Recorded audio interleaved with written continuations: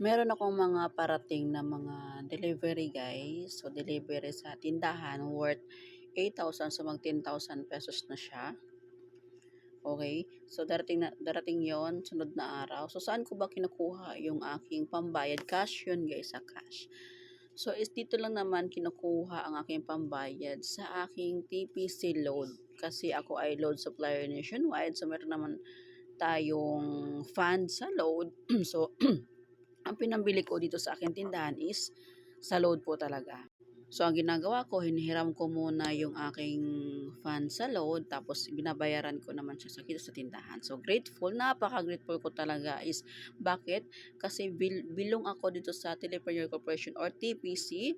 Isa po ako sa nabibigyan ng opportunity na magkaroon ng negosyo at napakalaking tulong talaga ni TPC sa buhay namin guys, lalo na sa aming tindahan kasi wala akong ibang kukuhanan, sa TPC load lang po talaga.